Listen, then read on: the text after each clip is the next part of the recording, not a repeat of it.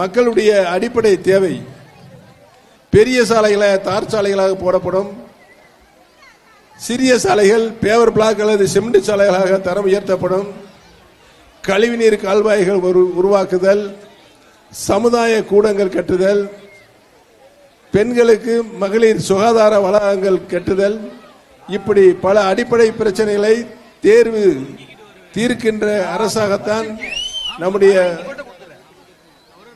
திராவிட model அரசு செயல்பட்டுக் கொண்டிருக்கிறது என்பதை இங்கு சுட்டிக்காட்ட கடமைப்பட்டு இருக்கின்றேன்.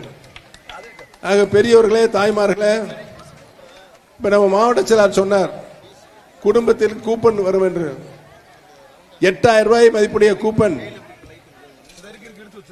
ஒவ்வொரு குடும்பத்திற்கும் வந்து சேரும்.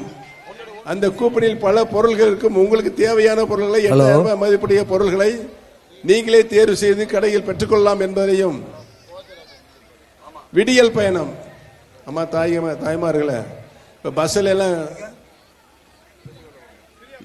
பெரியா தானே போயிட்டு இருக்கீங்க, சத்தம்லாம் இருக்கீங்க, சொல்லுங்க. கட்டணமில்லாத பேருந்து இந்தியாவிலே தருகின்ற ஒரே மாநிலம் தமிழ்நாடு தான் என்பதனை பணிவோடு நான் தெரிவித்துக் கொள்ள கடமைப்பட்டிருக்கிறேன். 5வது வரை படிக்க நம்முடைய மாணவ செல்வங்களுக்கு காலை உணவு திட்டம் சாப்பிட்றாங்களா? சொல்லுங்கம்மா, சத்தம் இல்லாம இருக்கீங்களே, என்ன சத்தமெல்லாம் சொல்லுங்க. சரி, நமது சின்னம் என்ன? நமது சின்னம் இந்த சத்தம் சொல்லுங்க. நமது சின்னம், நமது சின்னம், நமது சின்னம். மக்களுக்கு என்ன தேவை என்பதை அறிந்து புரிந்து அதை தருகின்ற ஆட்சிதான் திராவிட மாடல் ஆட்சி.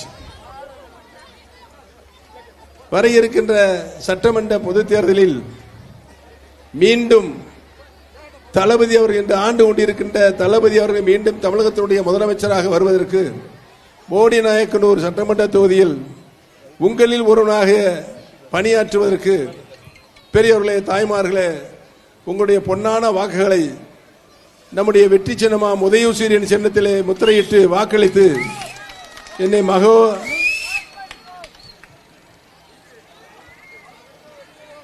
உங்களுடைய பொன்னான வாக்குகளை உதயசூரியன் சின்னத்தில் வாக்களித்து மிகப்பெரிய வெற்றியை தருமாறு உங்களுடைய பாதந்தோர்த்து வேண்டி வணங்கி விடைபெறுகிறேன். நன்றி, வணக்கம்.